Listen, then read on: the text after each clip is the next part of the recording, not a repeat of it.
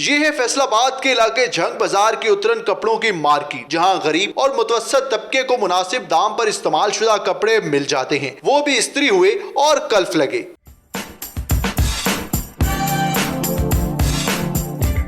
शहरी सूट पसंद कर रहे हैं तो कहीं दुकानदार दर्जियों की तरह माप ले रहे हैं। 150 रुपए दें और मनपसंद सूट हासिल करें। सफेद पोश तबके का कहना है कि महंगाई के दौर में यही सूट उनका भरम रखते हैं। ये बिल्कुल रियायत मिल जाता है, इस वजह से जो से ये बने होते हैं तो ये ले लेते हैं आकर।